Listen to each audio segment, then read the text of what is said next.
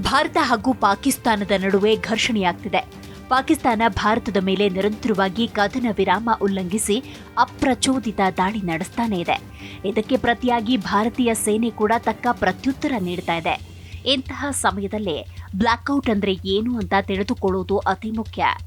ಭಾರತದ ಗಡಿ ರಾಜ್ಯಗಳಲ್ಲಿ ವಾಸಿಸುವ ಜನರಿಗಾಗಿ ಇನ್ನು ಪಾಕಿಸ್ತಾನಕ್ಕೆ ಹೊಂದಿಕೊಂಡಿರುವ ಪ್ರಮುಖ ಜಿಲ್ಲೆಗಳು, ನಿಯಂತ್ರಣ ರೇಖೆ ಅಥವಾ ಅಂತಾರಾಷ್ಟ್ರೀಯ ಗಡಿಗೆ ಸಮೀಪವಿರುವ ಜಮ್ಮು ಕಾಶ್ಮೀರ, ಪಂಜಾಬ್, ರಾಜಸ್ಥಾನ, ಗುಜರಾತ್ ಜನ ಬ್ಲಾಕ್ಔಟ್ ಡ್ರಿಲ್ ಅನುಸರಿಸಲು ಸೂಚಿಸಲಾಗಿದೆ. ಬ್ಲಾಕ್ಔಟ್ ಅಂದ್ರೆ ವಿದ್ಯುತ್ ದೀಪಗಳನ್ನು ಸಂಪೂರ್ಣವಾಗಿ ಆರಿಸಿ ಕತ್ತಲಾಗಿಸುವುದು. ಅಗತ್ಯ ಇದ್ರೆ ನಿಮ್ಮ ಮನೆಯಲ್ಲಿ ಕೆಂಪು ಬಣ್ಣದ ಹಾಳೆ ಇದ್ರೆ ನಿಮ್ಮಲ್ಲಿರುವ ಟಾರ್ಚ್ಗಳು ಅಥವಾ ಮೊಬೈಲ್ ಫೋನ್ನ ಹಿಂಭಾಗದಲ್ಲಿ ಕೆಂಪು ಬಣ್ಣದ ಹಾಳೆಯನ್ನ ಅಂಟಿಸಿ ಅದನ್ನ ಮಫಿಲ್ ಮಾಡಿ. ಇದರಿಂದ ಬೆಳಕನ್ನ ಪತ್ತೆ ಹಚ್ಚಲು ಸಾಧ್ಯವಾಗುವುದಿಲ್ಲ. ಮನೆಯ ದೀಪಗಳು ಸಂಪೂರ್ಣವಾಗಿ ಆಫ್ ಆಗಿರಬೇಕು. ನಿಮ್ಮ ಮನೆಯಲ್ಲಿ ದೊಡ್ಡ ಕಿಟಕಿಗಳಿದ್ರೆ 2-3 ಪದರಗಳ ಬಟ್ಟೆಗಳನ್ನ ಹಾಕಲು ಪ್ರಯತ್ನಿಸಿ. ಇದರಿಂದ ಯಾವುದೇ ಮಟ್ಟದ ಸಣ್ಣ ಬೆಳಕು ಸಹ ಹೊರಗೆ ಹೋಗದಂತೆ ನೋಡಿಕೊಳ್ಳಿ. ಕೆಲವೊಮ್ಮೆ ಸ್ಟೆಬಿಲೈಸರ್ನ ಬೆಳಕು, ಅಡುಗೆ ಮನೆಯಲ್ಲಿ ತೆರೆದಾಗ ಬರುವ ಬೆಳಕು, ಫ್ರಿಡ್ಜ್ನ ಬೆಳಕು, ಯಾವುದೇ ಬೆಳಕು ಹೊರಗೆ ಹೋಗಬಾರದು. ಫಿರಂಗಿ ಶೆಲ್ ದಾಳಿ ನಡೆಯಲಿದೆ ಎಂದು ತಿಳಿದಿರುವ ಕಾರಣ ಮನೆಯೊಳಗೆ ಬಂಕರ್ ನಿರ್ಮಿಸಬಹುದು. ಸ್ವಂತ ಬಂಕರ್ ಅನ್ನ ಮನೆಯೊಳಗೆ ನಿರ್ಮಿಸಬೇಕಾಗತ್ತೆ. ಹಾಗಾದ್ರೆ ಬಂಕರ್ ನಿರ್ಮಿಸಲು ಮೊದಲನೇದಾಗಿ ನಿಮ್ಮ ಮನೆಯ ಹೊರ ಪ್ರದೇಶದಿಂದ ಹೊರಗಿರುವ ಸ್ಥಳವನ್ನ ಆರಿಸಿ.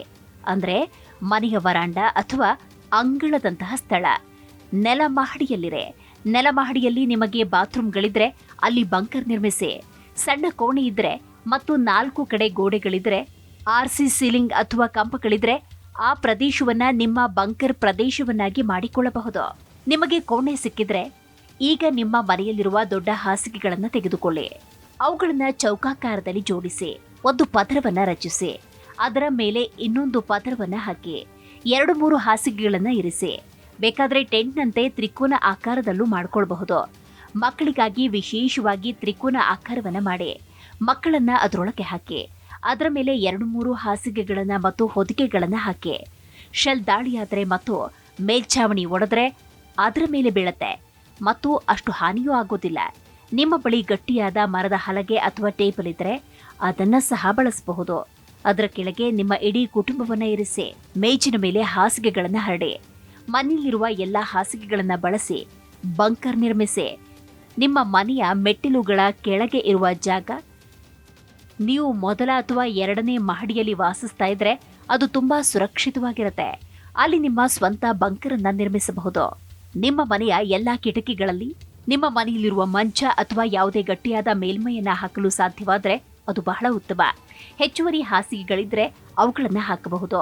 ನಿಮ್ಮ ಬಳಿ ಕಪ್ಪು ಅಥವಾ ಕೆಂಪು ಬಣ್ಣದ ದಪ್ಪ ಟೇಪ್ಗಳಿದ್ರೆ ಅವುಗಳನ್ನ ಕಿಟಕಿಗಳ ಗಾಜಿಗೆ ಅಡ್ಡಲಾಗಿ ಅಂಟಿಸಿ. ಗಾಜು ಒಡೆದ್ರೂ ಅದು ಚೂರಾಗದಂತೆ ತಡೆಯುತ್ತೆ. ಯಾಕಂದ್ರೆ ಎಂತಹ ಪರಿಸ್ಥಿತಿಯಲ್ಲಿ ಮೊದಲು ಕಿಟಕಿಗಳು ಒಡಿತವೆ. ಕಿಟಕಿಗಳ ಹೊಡೆತ ನಿಮ್ಮ ಮೇಲೆ ಬೀಳದಂತೆ ನೋಡ್ಕೊಳ್ಳಿ. ಕಿಟಕಿಗಳ ಹಿಂದೆ ಅಂದ್ರೆ ನಿಮ್ಮ ಮುಂದೆ ಹಾಸಿಗೆಗಳು ಅಥವಾ ಗಟ್ಟಿಯಾದ ಮೇಲ್ಮೈಯನ್ನ ಇರಿಸಿ. ನಿಮ್ಮ ಬಳಿ ಹಲಗೆಗಳಿದ್ರೆ ಅವುಗಳನ್ನ ಕಿಟಕಿಗಳಿಗೆ ಅಡ್ಡಲಾಗಿ ಇರಿಸಿ. ಜೊತೆಗೆ 72 ಗಂಟೆಗಳ ಅಗತ್ಯ ವಸ್ತುಗಳನ್ನ ಹೊಂದಿರುವ ಸಣ್ಣ ಬ್ಯಾಗ್ ಅನ್ನ ಯಾವಾಗಲೂ ಸಿದ್ಧವಾಗಿದೆ. ಅದರಲ್ಲಿ ಮುಖ್ಯವಾಗಿ ತಿನ್ನಲು ಸಿದ್ಧವಿರುವ ಆಹಾರ ಪದಾರ್ಥಗಳಿರಬೇಕು. ಯಾಕಂದ್ರೆ ನೀವು ರಾತ್ರಿ 9 ಗಂಟೆಯಿಂದ ಬೆಳಗ್ಗೆ 5 ಗಂಟೆಯವರೆಗೆ ಒಂದು ಕೋಣೆಯ ಒಳಗೆ ಇರಬೇಕಾಗತ್ತೆ.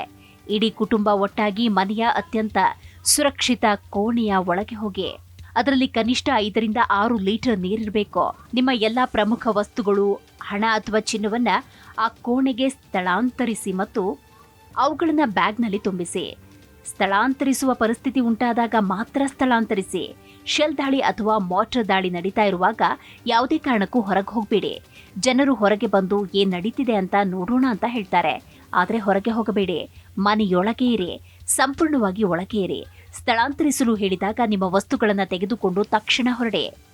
ನಿಮ್ಮ ಕುಟುಂಬದ ಪ್ರತಿಯೊಬ್ಬ ಸದಸ್ಯರ ಬಳಿಯೂ ಸ್ವಯಂ ರಕ್ಷಣೆಗಾಗಿ ಏನಾದರೂ ಇರಬೇಕು. ನಿಮ್ಮ ಬಳಿ ಪರವಾನಗಿ ಪಡೆದ ಬಂದೂಕಿದ್ರೆ ಅದನ್ನು ಇಟ್ಟುಕೊಳ್ಳಿ. ಕುಕ್ರಿ, ಚಾಕು, ಪೆಪ್ಪರ್ ಸ್ಪ್ರೇ, ಸುತ್ತಿಗೆ, ಬ್ಯಾಟ್, ಬೇಸ್ಬಾಲ್ ಬ್ಯಾಟ್ ಏನಾದ್ರೂ ಸರಿ. ಸಣ್ಣ ವಸ್ತು ಕೂಡ ಸಹಾಯ ಮಾಡತ್ತೆ. ಮನೆಯಲ್ಲಿರುವ ಕೆಂಪು ಮೆಣಸಿನ ಪುಡಿ ಕೂಡ ಇಟ್ಟುಕೊಳ್ಳಬಹುದು. ಪ್ರತಿಯೊಬ್ಬ ವ್ಯಕ್ತಿಯ ಬಳಿ ತಮ್ಮನ್ನು ತಾವು ರಕ್ಷಿಸಿಕೊಳ್ಳಲು ಏನಾದರೂ ಇರಬೇಕು. ಇದು ಕಡ್ಡಾಯ. ಬಾಂಬ್ ಸ್ಫೋಟದ ಶಬ್ದ ಕೇಳಿಸ್ತಾ ಇದ್ರೆ ನಿಮ್ಮ ಮೊಬೈಲ್ ಡೇಟಾವನ್ನು ಆಫ್ ಮಾಡಿ. ನಿಮ್ಮ ಫೋನ್ ನಿಮ್ಮ ಲೊಕೇಶನ್ ಟ್ರ್ಯಾಕ್ ಮಾಡಲು ಅನುಮತಿ ನೀಡಬೇಡಿ.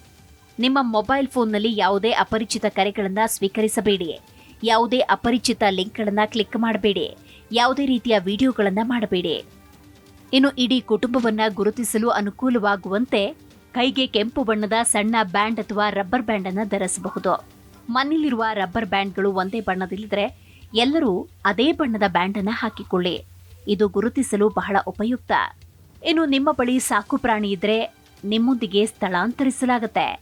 ಸಾಕು ಪ್ರಾಣಿಗಳಿದ್ರೆ ಅವುಗಳನ್ನು ಮೊದಲೇ ಸ್ಥಳಾಂತರಿಸಿ. ನಿಮ್ಮ ಪ್ರದೇಶದಲ್ಲಿ ಶೆಲ್ ದಾಳಿ ಅಥವಾ ಮೋಟ್ರು ದಾಳಿ ನಡೀತಾ ಇದೆ ಎಂದು ನಿಮಗೆ ಅನಿಸಿದ್ರೆ ಹೆಚ್ಚು ಯೋಚಿಸಬೇಡಿ. ಇಡೀ ಸೇನೆ ನಿಮ್ಮೊಂದಿಗಿದೆ.